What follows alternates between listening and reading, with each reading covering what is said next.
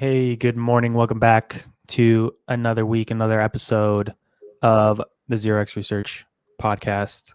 I'm here with my co-host, Boccaccio, Triple Boccaccio, River Boccaccio, Salve Boccaccio.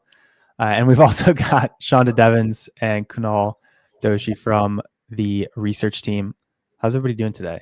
Lots of big, exciting green candles. Everyone going crazy in the Telegram chat. Curious how you guys are feeling.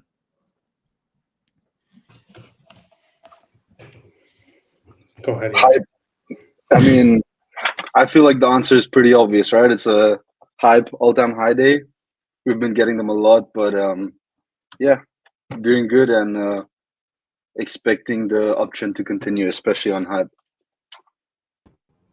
Yeah, a lot of DATCOs are getting announced as well, but I think on my radar now it's mostly macro. So last week we got the week unemployment report and the market actually went down. So it's finally like bad news is bad news. So again, all eyes are on like the inflation reports coming out this week and yeah, how that will basically affect the rate cuts next week, basically. So it's just macro driven economy now. And Bach? Yeah, generally just happy. Market's up. I mean, everything is like, I'm not going to LARP like I understand macro very well. So I've just like, hype's doing quite well. SOL is, they just announced 1.65 bill in cash and cash-like assets, I think is the language that they use, which is a lot for an asset as small as SOL. And then, yeah, I think that's it. Like, market looks good.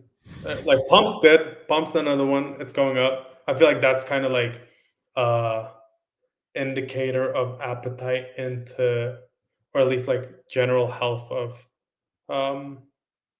meme coins, which is like Solana, which is what's dominated majority of the market share of the Mind market share, the narrative over the past few years. Like if Bitcoin's doing well, Sol's doing well, ETH's doing well, Hype's doing well, you can't really ask for much, can you? Like all of the base assets that people are interested in are going up. There's narratives for each and every one of them. Some more like it's replacing gold, some more like we just paid 1.65 bill, but they're all doing relatively okay. So all good. IMO.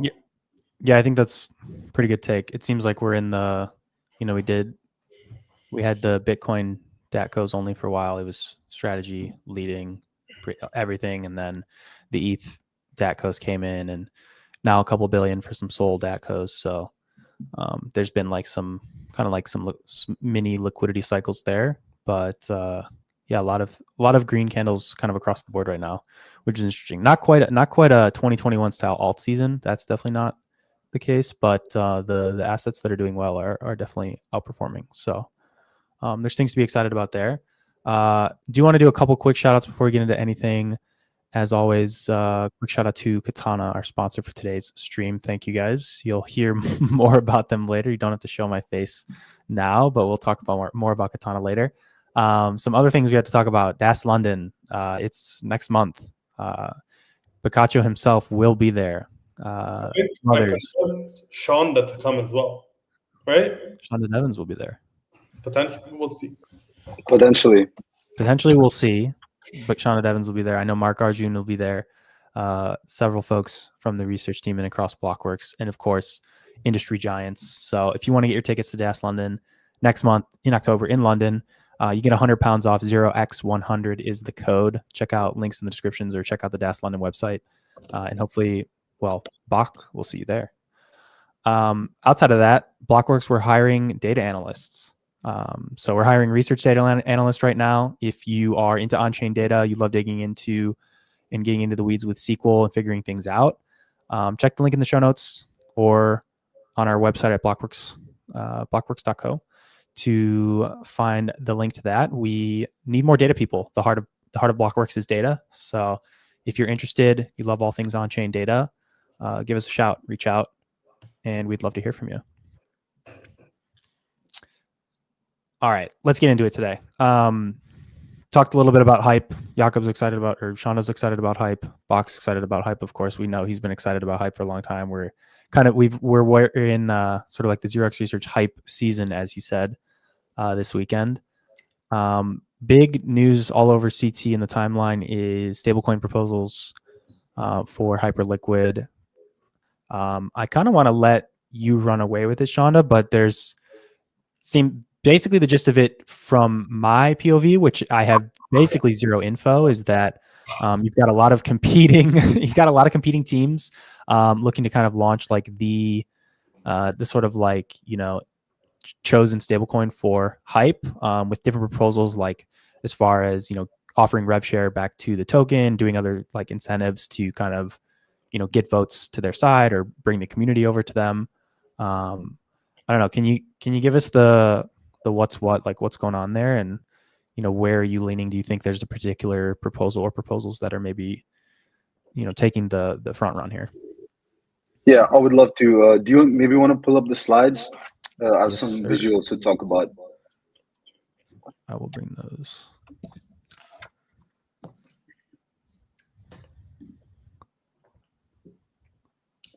All right. Yeah. So I think Danny already gave a pretty good overview. Hyperliquid just announced that they're going to allow multiple quote assets on Hypercore. So before it was only USDC, but instead of the foundation launching a token themselves, USDHL, they decided to create a request for proposal. Any team that wants to build it that's capable has now the option to write about it on the Discord and the governance forum, and then the validators are going to vote which token will get the USDH ticker. And I think before I wanted to kind of talk about the problem statement, why I think this is so big, and it really comes down to the opportunity cost of just holding so much USDC in Hyperliquid that doesn't accrue any value back to Hype. You can see in the chart, it's around 8% of USDC supply is in Hyperliquid. So I think I checked it is like 5.5 bill. If you take a treasury rate of like 4%, that's more than 200 mil in annualized revenue that's being leaked and not going back into the ecosystem. And even more than that, I just tweeted about this. If you look at the agreement between Circle and USDC and Coinbase, Coinbase actually gets 50% of the USDC interest. So not only is Hyperliquid leaking this in their own ecosystem, but actually this is flowing out to Circle and to Coinbase. If anyone has any thoughts, feel free. If not, I'm just going to jump in and keep explaining. Please continue. All right. Yeah, next slide. Yeah, so, I mean, obviously, this is a huge amount of idle USDC. Until now, USDC is the only like quote asset that was able to be used. And also, if you looked at like the testnet on HIP3 markets, you could only choose USDC. You can't choose like a yield-bearing stablecoin if you wanted to. And this was in the works for a while. Like on testnet, if you saw, they had already announced USDT and USDZZ that they were testing with to be able to trade. But now, a few days ago, the foundation announced that I think this is going to go to mainnet. I presume it's going to be on the next network update. But in addition to that, they had reserved the USDH ticker for stablecoin deployers. And now they're going to give that away to any team that kind of wins the vote, which the validator is going to vote on. So I think there's like a bit of an importance nuance here that Hyperliquid is not launching their own stablecoin. But what they are doing is they are giving away the right to use this ticker that has been like held by them, right? And I wanted to highlight something else that we look at in the native market, which we're going to get to because they're one of the teams with the proposal. They have talked about that they've been working on this for a while, right? So I think teams knew that this was coming. Anyone that was familiar with the Hyperliquid and active on the testnet knew that this is going to be a next step. But it's just interesting that this is the way that they decided to do it. Yeah, this was good. I'm going to add a few pieces of thoughts here. First of all, can we put the thing away? I like to see everybody all at once. Very good. So the Hyperliquid team originally, they didn't release this until now, but I think you could buy other stable coin tickers over the past few months. Like I'm pretty sure they sold other like USD beginning tickers. The vote's been kind of interesting. Like if you're on the Discord, which I don't know if Danny, Kunal, I don't know if you guys are in and looking at like the discourse currently. Not as active as you guys.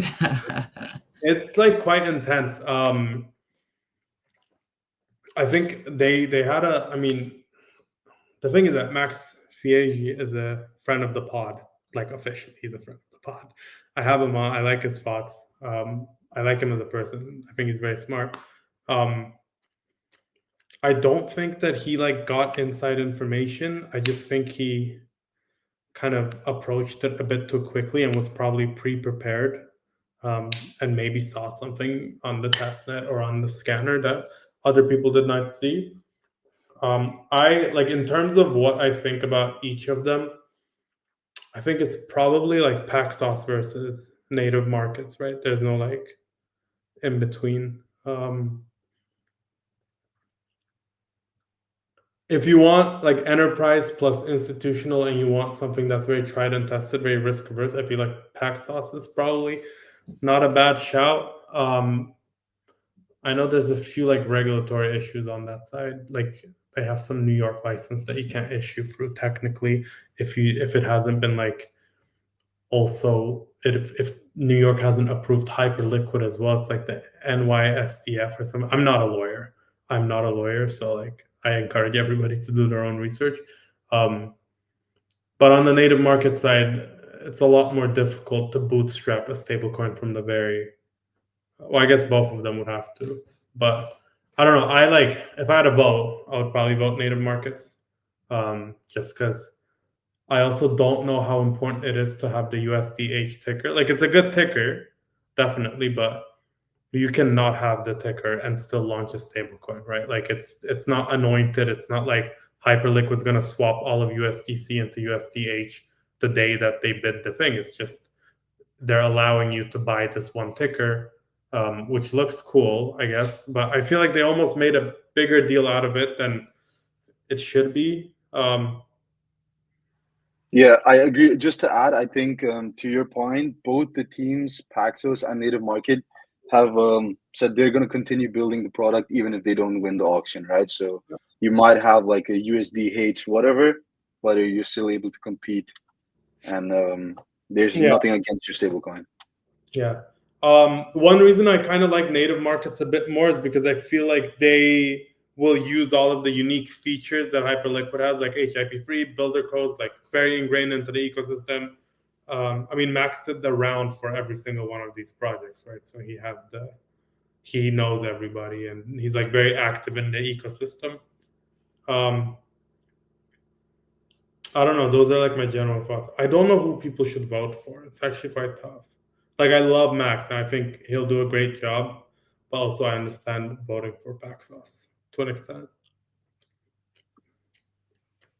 I mean, yeah, I think like it's interesting that basically all the projects have indicated they're going to give a revenue share of like 95%. I think that's Paxos to like 100%. I think like for me, the important thing is what are they going to use that revenue for, right? I mean, if you put it into the assistance fund, like I was telling Bach about this, 200 mil on a protocol that does like 1.5 bill annualized, it might be a drop in the bucket. He disagreed with me on this, but I feel like if you take that 200 mil, you take 50%, which I think that's one of the proposals, right? 50% goes to the assistance fund and 50% is used to build the ecosystem. That's a huge amount of like stable coin yield that you have to like build out HIP-3 products, Hyper EVM products. So I do think like that is a really interesting way. And for me, like my vote is definitely going to depend on each of the team's plans to use that kind of treasury yield to grow the ecosystem effectively. And then to Bach's point, I think Max is like pretty well positioned to do that. Yeah, it's also like, I mean, who Agora said they want to do 100% buybacks.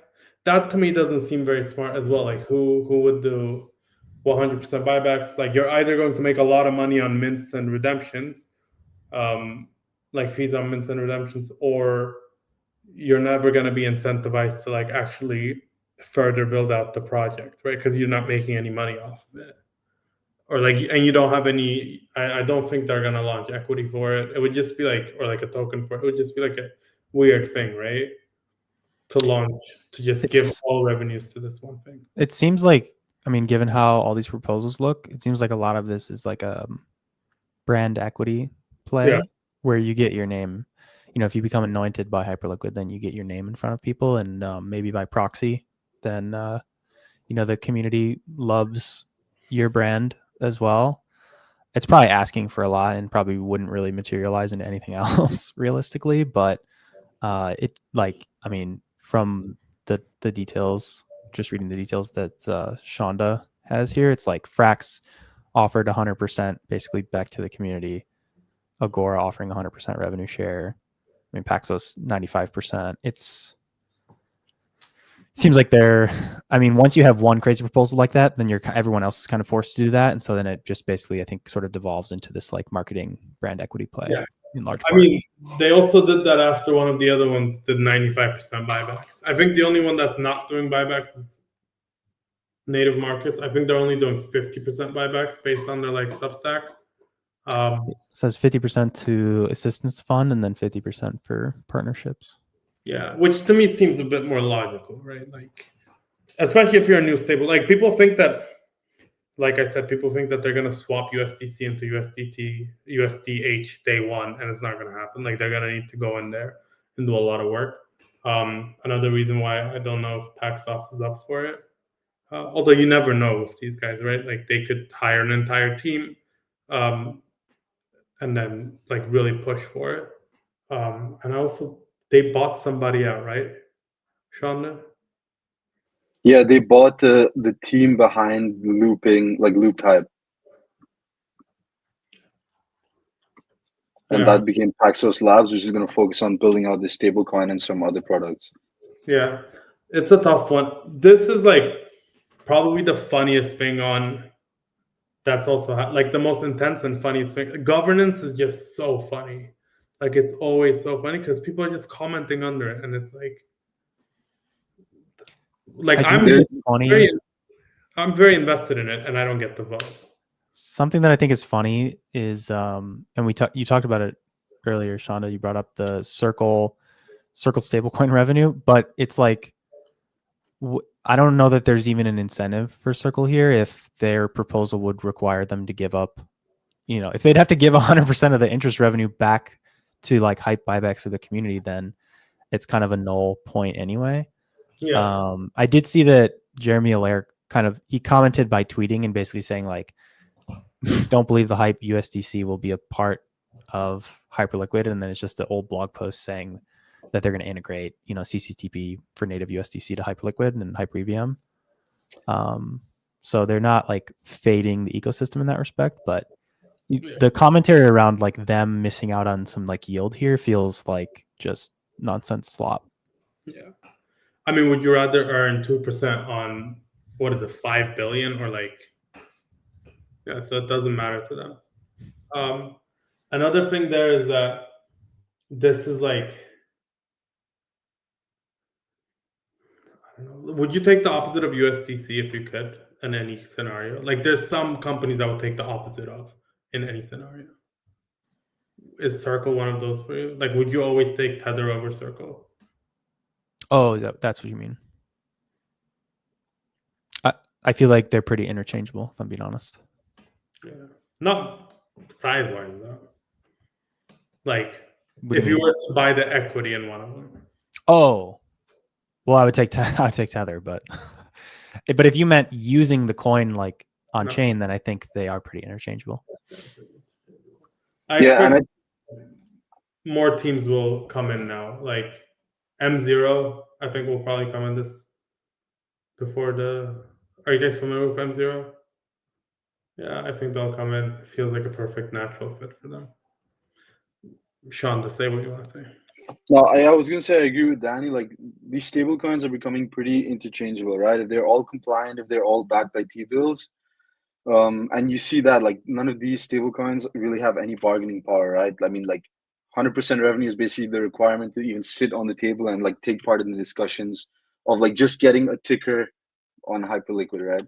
And like even if you consider Circle, they're also like backed into a wall, right?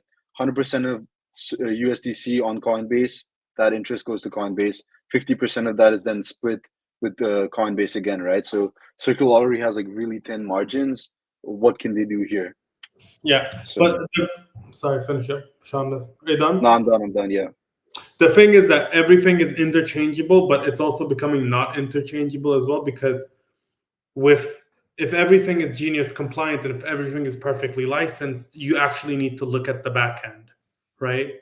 Like who's holding, who's custodying their T-bills, who's custodying their cash reserves, what's their banking relationship like? And like for Circle, it was SVB, and they had a huge thing, as you guys remember, like DPEG to 0.8, maybe 0.82. And also the asset makeup's very different as well. Like Tether actually backs some of the stables with Bitcoin, right? Bitcoin and gold. So like these types of things are going to become more and more relevant for us. Before you didn't care. It was like, oh, like these guys are doing an algo stable on Terra and these guys are doing an algo stable on Solana. Like there's no difference. Like, oh, one of them is using Sol, one of them is using whatever, Luna. But now it's like it's going to get more nitty gritty. Like you're going to have to actually look into, and it's kind of difficult to find some of the partners for these guys. Like in TradFi, you can very clearly look up and then see reserves and see what everything's working. And we just had that proof of reserves thing last year. Do you guys remember when like everyone was like, here's our proof of reserves? And Binance, Chainlink, everybody like started publishing them. That's just becoming normalized now, and we don't have proper disclosures, proper like documents sharing what percent is being held in what. So it's going to become like, it looks similar now, but I would imagine in 3 months it'll be a lot more similar than what the asset composition was like 2, 3, 4 years ago. But we'll also think it's a lot more different because we're going to be saying, oh, these guys hold it in SVB. That's dog shit. We can't be in that one, et cetera, et cetera. Shanda, does that make sense? You just Yeah. a quick point on that before Shanda goes. Yeah, I guess as of now, I think it's just really, for the user point of view, is just what yield you get, right? So a lot of these like Web2 companies, or like PayPal ran a massive incentive campaign last year. So I think before like users care about, okay, what are the backings and reserves, they're just going to care, okay, who's going to give me the best yield, which stable is the most composable in the ecosystem as well. And I think that's also like the key playbook for Hyperliquid. Like, okay, do I have an incentive to hold USDH over USDC? Like that stable could then potentially reach the dominance USDC has on Hyperliquid. And I think, yeah, we're still a bit of time away before people like really care about the back end and backing. Yeah, I agree, and I think that's like for better or for worse, right? Like in crypto, you always have like this tail risk, like anything can be pegged. So people just discount it, right? They're like, okay, which gives me the best yield, and you just want to operate under the assumption that all stablecoins are safe. But I do think like Genius is helping this, and I think like Balk, you said the USDT is backed a little bit by gold and Bitcoin, right? But I think in the future they're gonna have to fully back that by treasuries or cash. Yeah, I think probably big takeaway is that, Hyperliquid has been the, 100% buyback, shove it into the token like community. Like that's been the very strong kind of like voice and narrative there. So it's not surprising to see a lot of these proposals just like appeal to the community via that same strategy with, the stablecoin yield revenue. So I guess we'll see where it goes from here. Any other last thoughts on Hype Stables, or are we good to move along? Yeah, I would say if you're into Hype, definitely like go into the Discord. Apparently there's like the 10% airdrop is for anyone who posts in the garbage form.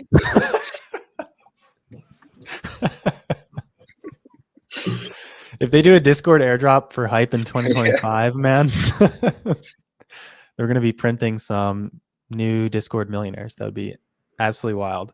This All right. is the most interesting governance stuff that's happened in a really long time, though. Sorry, I know we said we want to move on, but No, you're typical good. governance is very boring. Danny, I know you don't look at governance forums ever. When was the last time you looked at a governance forum? Probably when the Solana SIMD vote over the yield reductions. Pretty similar thing, actually.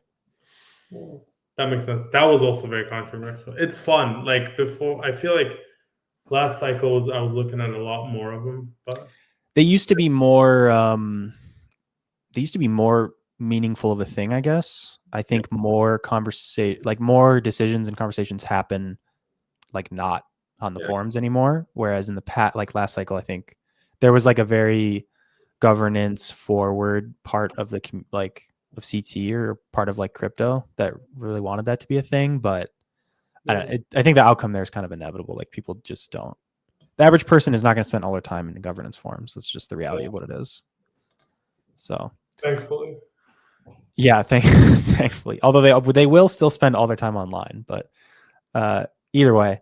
Before we move along to the next thing, I want to do a quick shout out to our sponsors for today's stream. Thank you to Katana. This episode is sponsored by Katana, and their 1 billion cat campaign is live. Katana is a DeFi-first chain built for deep liquidity and real yield by redirecting chain revenue back to active DeFi users. Bridge and deposit directly into vaults in one simple click and start earning immediately on your Ether, Bitcoin, USDC, and more. Follow the link in today's show notes to get started, as well as EigenCloud.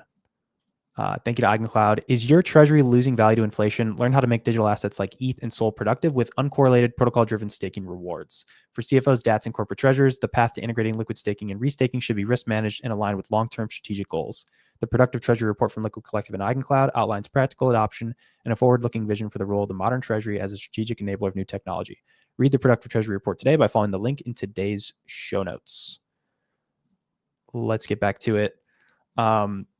Outside of the hype stablecoin stuff, another one of the big narratives that is kind of rolling over, or not rolling over, but kind of continuing over, spilling over from maybe last week or even the week before that, is like this TCG, RWA, like Pokemon cards, other cards on chain.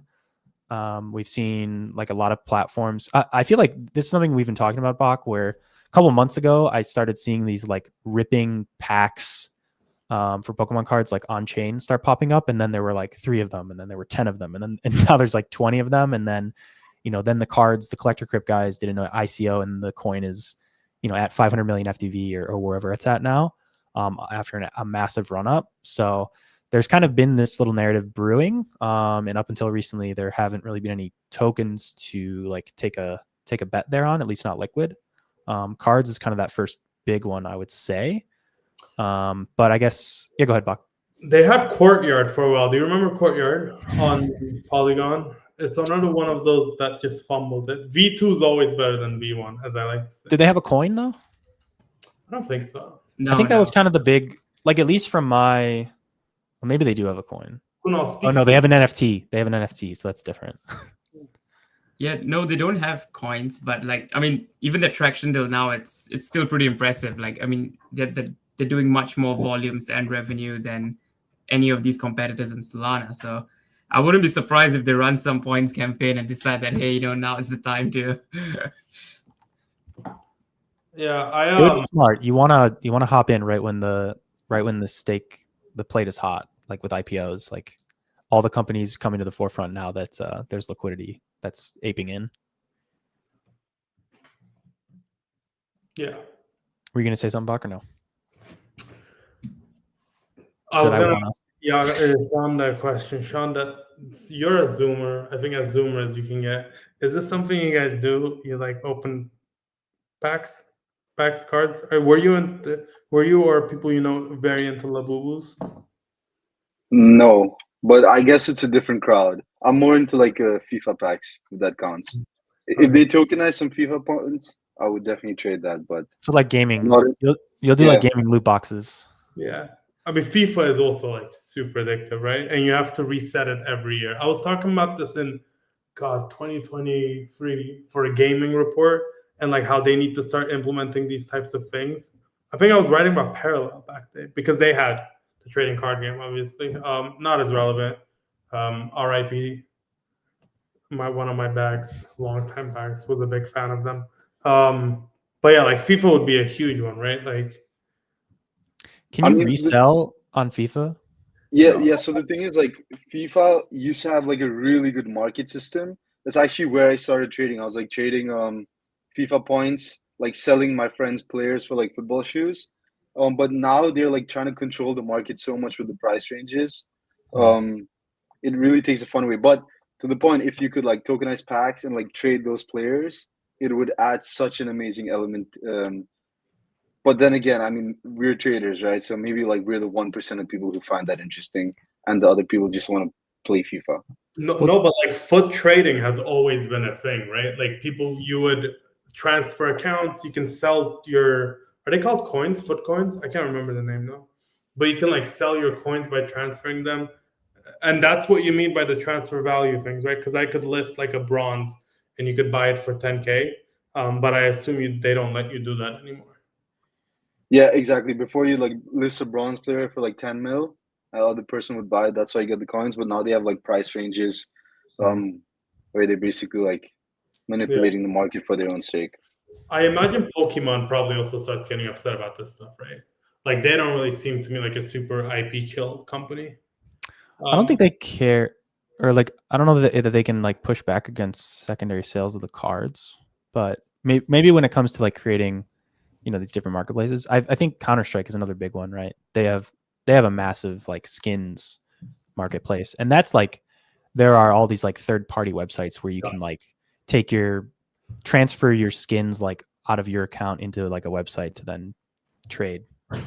So that feels like another good one. But yeah, to answer your point, Bok, I did speak to the teams today, and then I did ask them the IP question as well. There's not much issues here because technically it's the same as what eBay does, right? It's just a more efficient version of eBay. So there is no issue there. But if you were to build, like, let's say you build like a game using these tokenized cards, then you're starting to get like, okay, it's a bit gray area. So as long as you keep it simple for now, at least it's fine.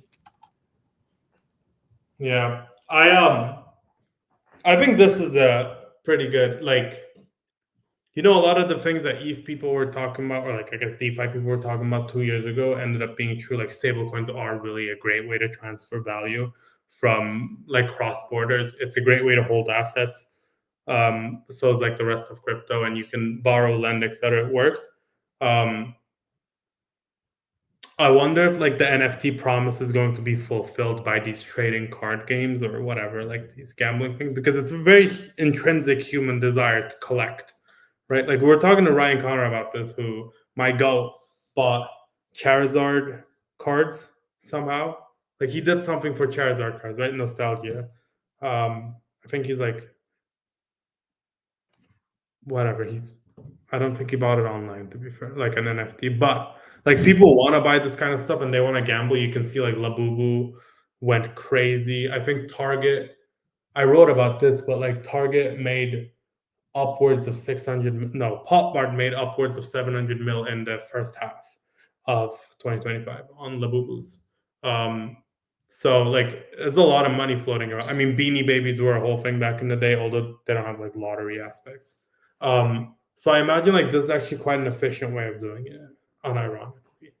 I guess Kunal, you grabbed some data on some of the trends here. Like, is there just like a meaningful like Pokemon card trend that's happening and it's like spilling over into crypto, or like what kind of where are your thoughts at from digging in?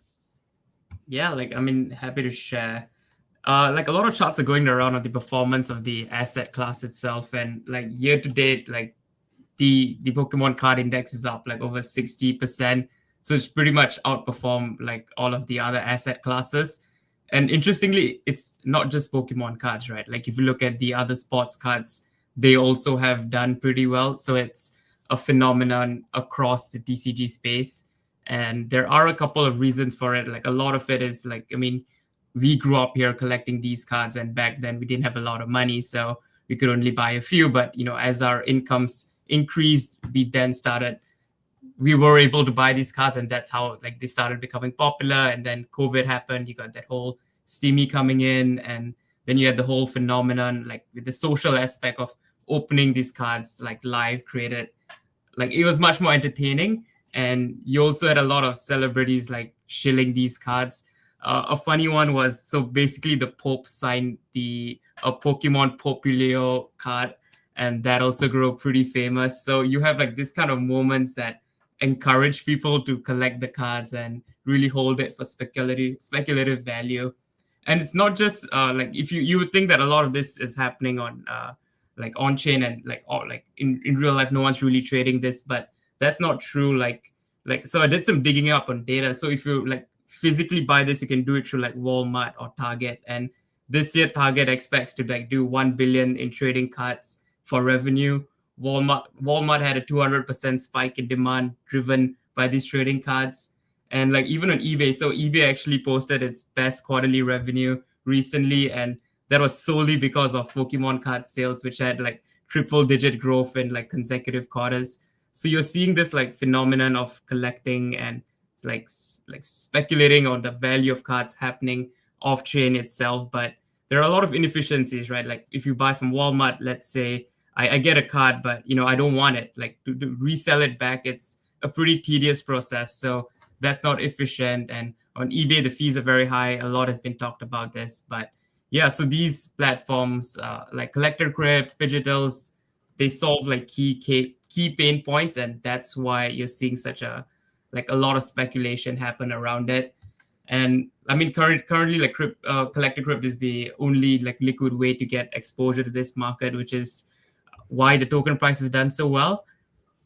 And yeah, weekly volumes as well. So an interesting stat. So last week, the total volumes traded on these platforms was 85% of that done on OpenSea. So that's pretty impressive. So yeah, like it shows that, you're right, Bok. This is an actual use case for NFTs. And I mean, talking about tokenization, right? A lot of like thought is given like, okay, we should get stocks and bonds on chain, but that's not really like, I mean, talk to an average consumer, which person goes like, hey, you know what? I want to trade this stock on chain. No one does that, right? But this could be an actual asset class that people are excited about. So I do see a lot of promise in it. But of course, like it's still early days. It's still like, it's not perfect, right? So, I mean, if you go to the next slide, Danny, sorry for that. Yeah, just to highlight this. So like, if you zoom out, you can see like a clear growth in revenues. But if you zoom into daily revenues, there's actually a lot of fluctuation. And what happens is there's a lot of days where you see a spike, and then the next day you could see a lot of people selling their cards back to the gacha system or the claw system. So you get like the platform itself incurs quite a bit of cost to buy these cards back. So you get a lot of fluctuation. And if you look at the last 4 days, you see like Fidgetals has overtaken Collector Crypt in revenues. And that's because Collector Crypt just ran out of cards to put in the gacha system. They didn't expect so much demand, and Fidgetals had a point system running. So basically, people were like, okay, if I can't buy it here, I might as well trade on Fidgetals, because even if I'm not making money on the cards, I'm still having that potential upside for the airdrop. So it's very tough to like differentiate yourself from competitors, where all you need is someone to offer like a points campaign, and that is very easy to draw users from one platform to the other. So yeah, differentiation will be a key factor for these protocols moving forward. Yeah, I don't know if you guys have any questions. Happy to answer them. I guess this is mainly a Solana phenomenon, right? Like Courtyard is big, but apart from that, there aren't that many things happening on other chains. There are a few, like, so I did a comps analysis. There's one on Abstract, there's one on Ronin. So a lot of them have like, they try to differentiate them differently. So for Courtyard, what they have is in their gacha set, they have sports cards as well. So that's the only one that has sports cards in their gacha mechanics, and that has been quite a hit product for them, I would say, because there's a few times that I've clicked in and the gacha for the sports sections are actually sold out.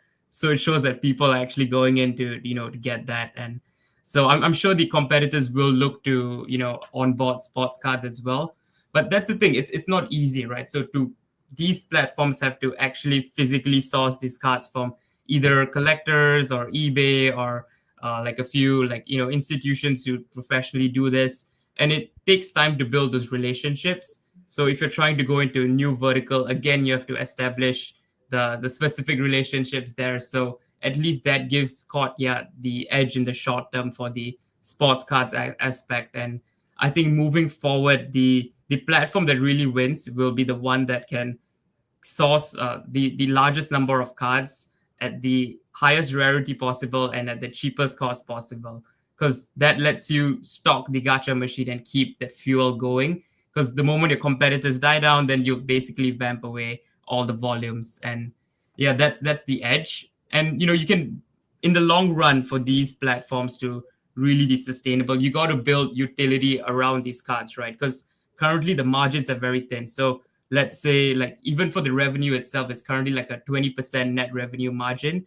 But if you include the cost needed to buy the cards itself, like, because you have to source the packs physically, that drops down further to like 6%. So it's a very thin margin business. So moving forward, you got to add like other, like, utility around these tokens so that you can open up other revenue drivers. And yeah, I talked to both the platforms today, and both of them do recognize this. But obviously, in the short term, your main aim is to get as much inventory as you can. And once you get the users, once you grow and have enough revenues, you could, further build and open up other new sources, basically.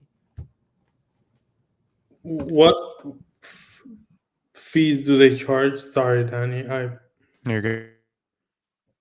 What fees do they charge on on average, on the gacha machine versus on the sales or on the selling?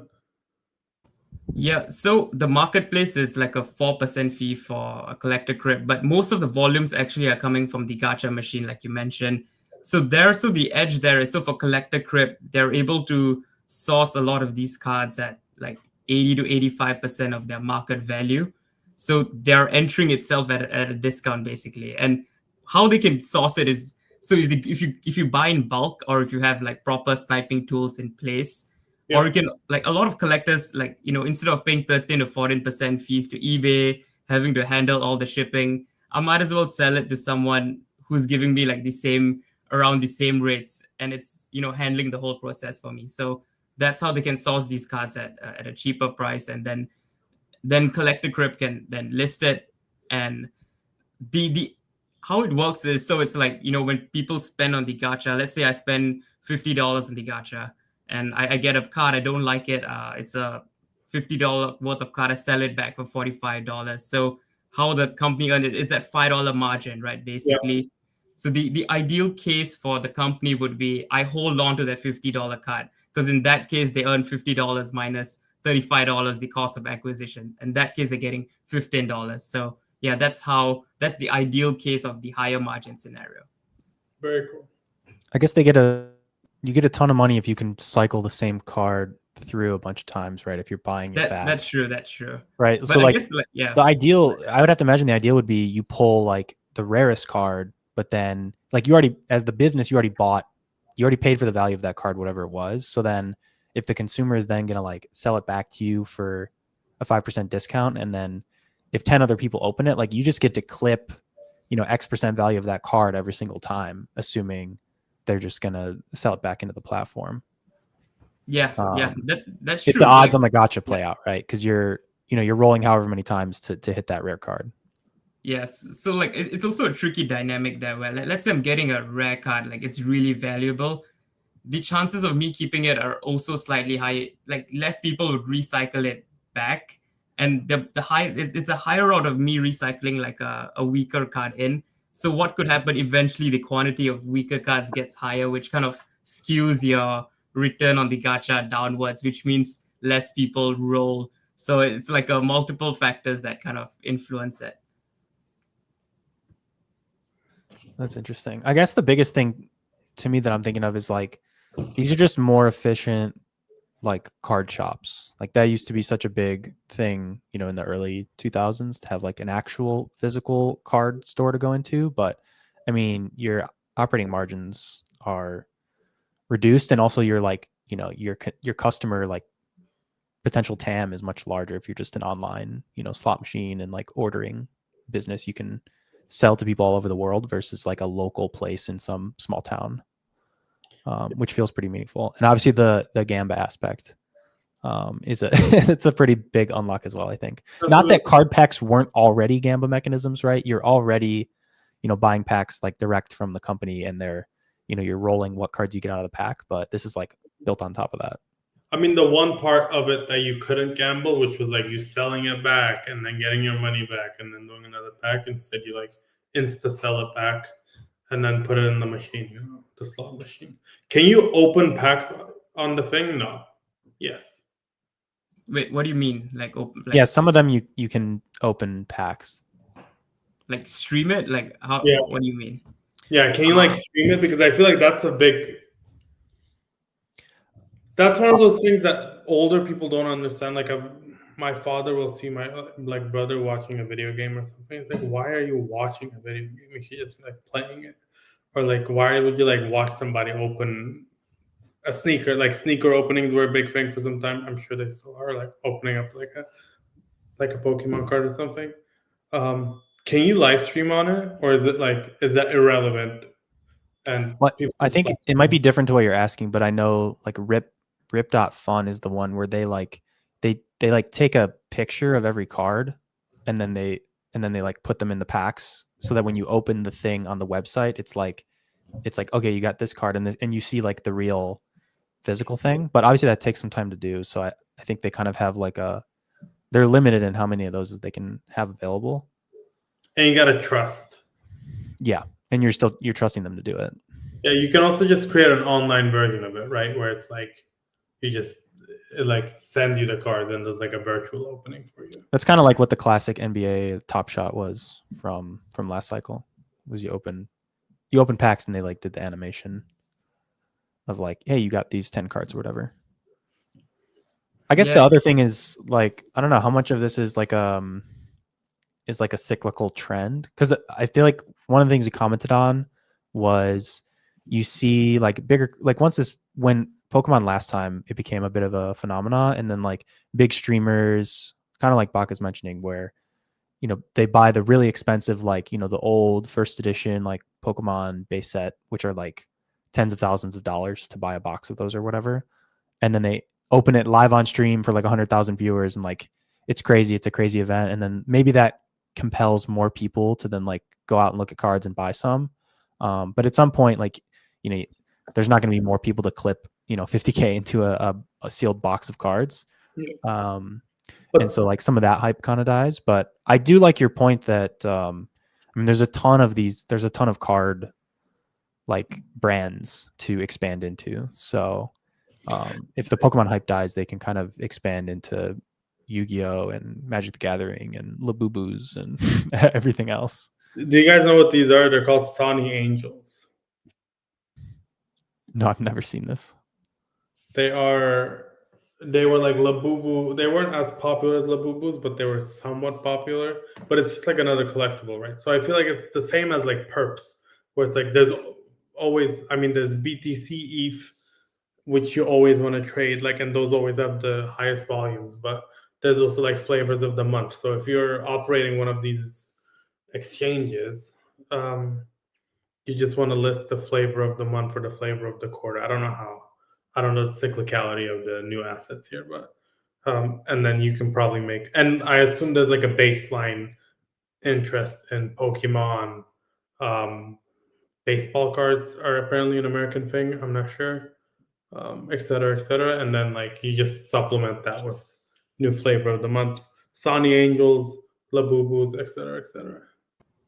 Yeah, I guess to that point, Bok, but it's not easy, right? Like the flavor of the month, if you want to change, it means you have to acquire all that inventory, which is a lot of money. And with already thin margins, that's not something you can afford. And what that does also, you end up with a lot of like, now you own the inventory of the last collection, which, okay, what do you do with it? Do you like dump it? Like, or do you, it's tricky. So it's not easy. I think more of these platforms will choose to focus on one vertical, and once they have decent margins, decent flows of revenues, then they'll start flowing to others. Yeah.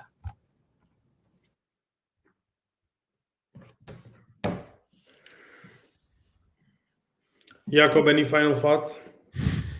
Close this out. Yeah, I mean, for me, it kind of extends beyond like this card collecting. It's not my thing, but I think it is really interesting to see like how well our system actually works already, right? If you like compared to the legacy systems, I think eBay Canasta like charges 13% fees. Like, okay, you can already have it have an NFT stored in your wallet, right? You can already have like proven randomness. Then you can take that NFT, you could take a loan against it, right? All you need is like for a platform to accept that asset as collateral, right? You could theoretically you could tokenize that. You could like trade it on an AMM. You could create like a HIP3 market as long as you have an Oracle price for it. You could create a prediction market about the resolution of the HIP3 market that's based on the fractionalized NFT, right? I mean, there's like we already have these building blocks, and it's gonna be like really, really interesting to see how this plays out. And it always is gonna like start off with speculation, right? Like people have the packs are not enough. We're gonna need to like add a liquid token that we can pump like 20x. That's gonna get people interested. Yeah, but HIP3 markets have their own HLP pools, I think. So you can also tokenize that and then borrow on that and then buy more spot Pokemon cards and then loop those, Pendle YTPT, deposit into lending markets. Dude, it's actually kind of fantastic how much we can add. Like the thing is that like the health of an economy is like, or like the health of a banking system is like you can create $1, but you can make that into infinite amount of dollars, right? It's the same in crypto. You can take $1, make it into infinite amount of dollars. That's very good. It works very well. James Christoph's gonna kill me. Actually, yeah, we can. Blockworks Research can come up with a proposal for USDH market backed by Pokemon cards. I like this. I want to get long the rarest Charizard looped PT on Pendle yield and just ride that into the sunset because that the most valuable asset ever created. And when we build a stablecoin market on top of it, it's undefeatable. Were you a big Pokemon guy? No, I was not. What were you? Yu-Gi-Oh? I feel like I had a little bit of everything.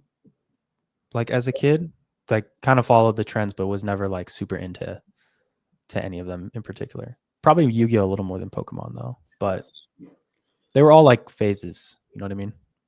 Yeah, right. And because I'm not still playing Yu-Gi-Oh. If that's the yeah, I'm not still collecting Pokemon cards, right, guys? We're not talking about collector trip on the stream for any reason in particular, right? Before we get to a last quick segment, I got to do one last shout out. Our sponsors for today's stream. Thank you, Katana. Katana is a DeFi-first chain built for deep liquidity and high yield. No empty emissions, just real yield and sequencer fees routed back to DeFi users. Incubated by Polygon Labs and GSR, Katana is launching with notable ecosystem primitives, assets, and partners like Morpho Chainlink and more. Katana's 1 billion cat campaign is live. Bridge and deposit directly into vaults in one simple click and start earning immediately on your Ether, Bitcoin, USDC, and more. Follow the link in today's show notes to get started, as well as EigenCloud. Thanks to EigenCloud, corporate and protocol treasuries face a major challenge today. Cash and traditional instruments are losing ground to inflation. A new industry report from Liquid Collective and EigenCloud lays out the next evolution of the digital asset treasury, moving beyond just passively holding Bitcoin to actively making digital assets like ETH and SOL productive through liquid staking and restaking. For CFOs, DATs, and corporate treasurers, the path to integrating liquid staking and restaking should be risk managed and aligned with long-term strategic goals.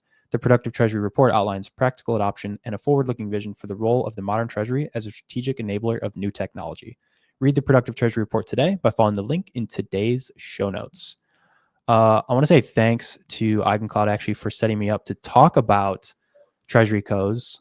Just for one last quick little tidbit, this seems to be maybe like one last little pump or like another round, like we mentioned at the beginning, for maybe SOL, but also like Ethena is pumping off a DATCO. Well, Ethena also just released. Did you see the MegaETH native stable? Oh, did they just drop something while I brought this up? That's insane. My fucking producer tagged me in it. I predicted that. Okay, so wait. So MegaETH here. Let's pull it up. MegaETH and Ethena unveil USDM. Wait. MegaETH's. Wait, you hate me. Okay. Unveil USDM, MegaETH's native stablecoin whose yield will be used to subsidize gas costs to sub-cent and provide revenue for the chain, which will be used to acquire assets. So very What similar to a USDH. What assets? Pokemon cards. Pokemon PTs, let's be real. Yeah, let's chat about this. Interesting interesting partnership. I guess MegaETH, I mean, like, expected to go live relatively soon here. I guess how meaningful do you think this is for like ENA relative to it for MegaETH? I think the most relevant thing for Ethena is Pendle and Aave, and in addition to that, the DATCO that they have. I think this is good news, but not like, holy shit, I need to long this right now news. It's more like, oh, this is interesting. They're still doing work in the back end. It is cool, and I like the idea that that Ethena is working as a white label stablecoin provider. Well, this makes it seem like they're working as a white label stablecoin provider. The only issue is that I feel like the USDE name is pretty like strong, so I don't know why you would want to instead rebrand as USDM. Like, part of the reason why USDC doesn't have to bid for USDH is because USDC, the name, is very popular, and I would say USDE is maybe not as popular, but still a very popular name. On the other hand, this is probably really good for like stablecoin farmers, Pendle bulls, or like people who love Pendle, Aave people, because it's like clearly going. The thing is, the good thing about Ethena is that it's like one of those things that brings in like secondary and tertiary products, right? Like, there needs to, where Ethena exists, there will always be Pendle, because 80% of Pendle is Ethena. So Pendle's gonna launch on MegaETH, which is great for TVL, but also great for other like points programs, because Pendle can tokenize points. So that's probably very exciting. I think it's slightly more bullish MegaETH than it is Ethena, because I don't know if Ethena launches on every chain. Like, they don't just go on any chain. They're just like, they need to have a reason to go on it. And I guess this is the reason for them, is USDM, and it brings in quite a bit of TVL potential, and like good, I would say, secondary and tertiary products. Yeah, I'll add one note here. They say they're using USDTB, the stablecoin or the T-bill product underneath, rather than USDE. So I guess completely ignore everything I said. No, I'm just saying. So it makes sense that it's not anything in reference to USDE, and maybe better to just pick their own. I don't know. USDTB is kind of a mouthful, so maybe branding it MegaETH style is a good idea, and just have it USDM. Yeah. But yeah, it feels meaningfully interesting for MegaETH at least. Wait, guys, I'm curious. Like, I mean, if it's just T-bill yield, why not just build something out yourself? Or like, yeah, why partner with Ethena here? Well, it's like, it's a lot of extra engineering work, right? And like a lot of extra legal work that you have to go through, because you need to get it issued somewhere, and then it needs to fit into like jurisdictions and regulations everywhere. It needs to work. You need custodians. You need banking relationships. Versus like Ethena, I don't know how they're going to do it. Revenue share, flat fee, whatever their agreement is. It's just, I would say, probably a lot easier for them. Also, Ethena has existing distribution, right? Like, they already have very strong relationships with Pendle, so maybe Pendle will still come, even if it's only for like a 4% yield product and not for a 12% yield product. Did you guys lose me there for a sec? Or was I good? That's it. That's I mean, like, to me, there are two things, right? Like, firstly, it makes sense. Like, I think we see the trend, L1s, L2s. Transaction revenue is just not a good way to monetize. You're going to have to keep lowering the fees. Applications that generate their own fees are going to want to like keep those fees to themselves. So you do need to like find different ways to get revenue. And I think that's the approach here, right? Like, your USDC stablecoin yield flows back to you. So then my second take is like, it's just again bearish for Circle, right? Like these stablecoin issuers have like so little leverage now to like retain their yield. And it's obvious that like applications, the L1s want a cut of that yield themselves.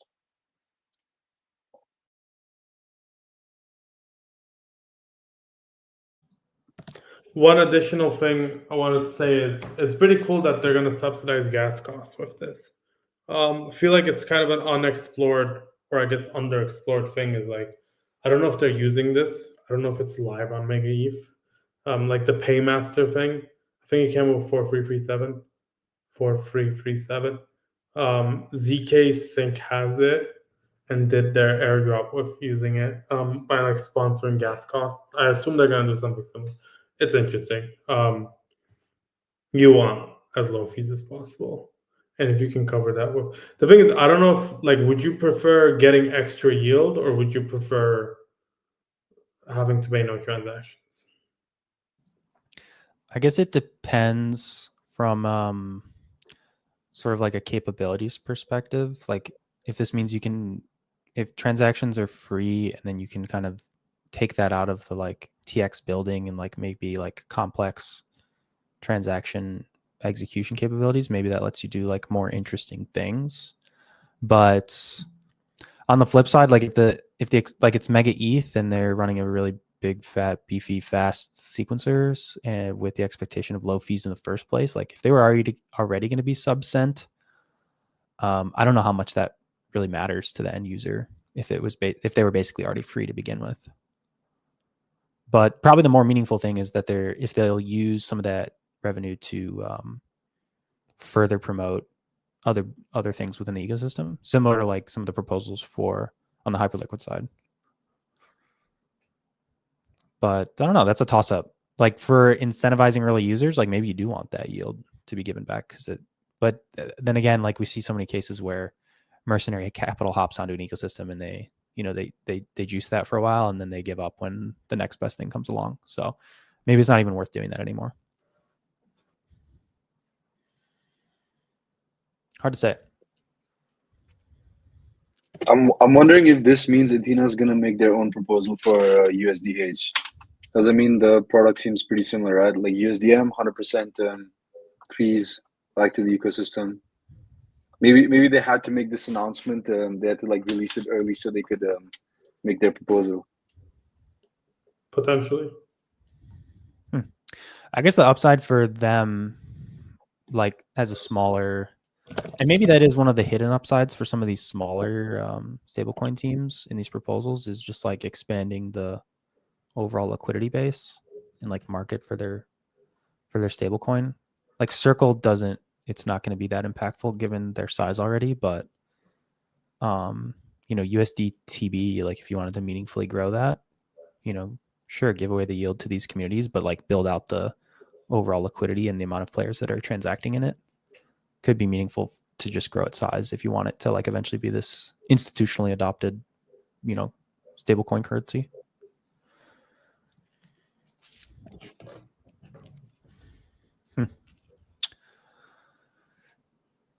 I don't have any other big thoughts unless you guys do. The only other big thing I was going to say on the DATCO side, this MegaETH thing was unexpected, but WorldCoin also has seen a pretty massive pump off of DATCO news there. I don't know. It just seems like we're going down the line, and now some of these altcoins are getting absolutely massive pops off of like very outsized, raise announcements relative to like the circulating supply of the coins, which makes sense. I mean, if you're going to shove a silly amount, 9 figures plus into a coin that is maybe only a $1 billion circulating, you're going to move the market up, plain and simple. I don't think we've gotten silly enough yet, if that makes sense. Like, I don't think ENA and WorldCoin, and you're like, oh my God, this is getting really, really intense. We can't have DATCOs anymore. I think we can go down a couple more levels, like Camino DATCO, and I'm like, you know what? Like, yeah, we're getting a little risky. And then if you see something like FTT or Luna DATCO, and you're like, guys, we're out. you know? Yeah, pumping a dead coin, that would probably have to be. I don't know if you can go much lower. Taking something out of the grave with a DATCO. That's Like that makes the most sense though, right? Because then you get two benefits. Like you're pumping, because right now DATCOs you're pumping one asset, and that's the equity, and you're taking it from $1 to whatever $300. But with FTT, it's very simple. You can take two things from 1 to 300, or whatever FTT market cap. I will not be the chairman for an FTT DATCO, but I will also not be the chairman for an FTT DATCO. If that makes sense. So the box already accumulating. He has 1% of supply. Yeah, I mean the move here, you pick something that's like 10 mil market cap or less, and you send it to the moon. But yeah, I mean all of it just becomes more and more like a engineering your exit liquidity for a trade. And anybody who's late to that gets rinsed. So that's kind of tough to contend with. Yeah. Wait, Bob, to add on your point on like crazy DATCOs, wasn't there one on anime? That's pretty crazy. I didn't. I think it's a small one. It's 2.5 mil game square added. Yeah, but still, anime coin. Come on. That's kind of getting a little silly. 2.5 mil is quite a little bit of it's money. Small. Want like but for like, yeah. You know, I want like 100. If they're doing like 200, 300 million to anime, then I'm like, you know what, guys, let's get back over here. Yeah, just like 5x the circulating market cap. Like that's when we're getting silly, you know, or like when it literally stops making any sense. I don't know. Crypto's in this really weird spot where it's like Putin this morning was like, oh, we noticed that the US is pushing stablecoin dominance, the United States dollar's dominance for stablecoins. And then we're like, oh, anime DATCO is actually not that crazy. Like there's like two things. Like on the one side, it's getting very, very serious. It's being used by nation states to further economic interests. It's like clearly very large companies like Stripe are building meaningfully, not like last cycle where it's like Polygon and Starbucks partnered and it's like a little sticker. And then on the other side, we're still getting really financially engineering and getting really silly. But let's see. Signs of froth are indistinguishable from signs of adoption. You know, they always say that the Reddit NFTs and the Pokemon cards are gonna rip while governments adopt stablecoins. I guess there's no way around it. There's no way around it. And you're gonna buy your Charizard PTs, and we're gonna launch the anointed stablecoin of Hyperliquid on the back of Pokemon Yield. Yep. Awesome. We can close it out there, gentlemen. Thank you all for joining today. Appreciate all you listeners for hopping in. Bach, if you want to do any shills for the newsletter. Yes. Everybody listen, we have taken back 0x Research newsletter. Research analysts write the newsletter every day, so we post our actual market thoughts. Make sure to subscribe. QR code bottom right. You can also just search 0x Research newsletter and it will come up. Yeah, I mean, it's, you know, Shonda wrote it today. He wrote his thoughts on, what did you write about today, Shonda? You want to take a guess? Hyperliquid. What about Hyperliquid builder codes? Yeah. We cover quite a bit. We even like release some free reports through it every once in a while, so it's worth subscribing to. I think it's the best newsletter in crypto. I think newsletters need to be two ways. Like one, it needs to be a summary of everything that happened, and you can just wake up. It's like news. And this one is more like you get like two analyst takes a day on like what they're looking at. And I think this is the only other valuable way. I don't like the mixing matching. So I think this is like a good way to do it. I think we do a good job. If you don't think we do a good job, you can always message me on Twitter and say, hey, can you change this? Can you change that? Genuinely, I really appreciate the feedback. But let us know and subscribe to the newsletter. Heck yeah. Check out the newsletter. Check out this DRX Research Telegram if you can find it. Check out Blockworks Research in general. If you are interested in data, on-chain data, love SQL, again, we are hiring research data analysts. So check out blockworks.co job listings. We'd love to hear from you. Otherwise, thanks for watching. We will see you guys later in the week. Appreciate y'all for tuning in and appreciate you guys for hopping on today. Peace. Peace.